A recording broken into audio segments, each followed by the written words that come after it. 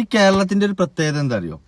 പണ്ട് മമ്മൂട്ടി സിനിമയിൽ പറഞ്ഞ പോലെ എന്തിന്റെ തുടക്കം കാസർകോട്ട് നിന്നാ അല്ലെ?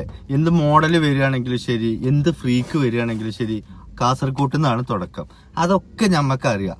പക്ഷെ എന്ത് ചെയ്യാ, ഒരു ചെമ്പ് ബിരിയാണി കൊണ്ടുവച്ചിട്ട് അതിൽ തുള്ളി മണ്ണെണ്ണ പോയി കഴിഞ്ഞില്ലേ? അതാണ് ഇപ്പൊ അവസ്ഥ. ഇതാ കണ്ടോ ജാസി, കാസർഗോഡ് എങ്ങനെയുണ്ട്? കാസർഗോഡ് എന്ത് ചൊല്ലുണ്ടെന്ന് എനിക്ക് തിരിയുന്നില്ല. അത്ര നല്ല കാസർഗോഡ് പോയിട്ട് എനിക്ക് എന്താ ചൊല്ലേണ്ടതെന്ന് തിരിയണില്ലാന്ന്. സലാത്ത് ചൊല്ലിക്കോ, പറ്റുനക്ക്.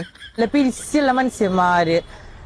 ഞാൻ എല്ലായിടത്തും പോയി ഇത്രയും പിരിച്ച് എനിക്ക് കിട്ടിയിട്ടില്ല. വരുന്നു അത്ര നല്ല പിരിച്ച്. എനിക്ക് എന്താ പറയണ്ടെന്ന് വെച്ചാൽ എന്താ ഈ ചെങ്ങായി പറയുന്നത്?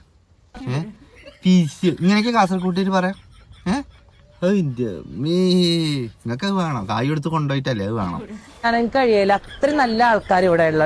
എന്താ എനിക്ക് പറയണ്ടെന്നും ചൊല്ലണ്ടേന്നും അറിയുന്നില്ല. അത്ര എന്നാ പറയും വേണ്ട, പിള്ളേരെ പോലുള്ള പിരിച്ച് നമ്മളോട് കാണിക്കുന്നത് അത്രയും ഇഷ്ടം എനിക്ക്.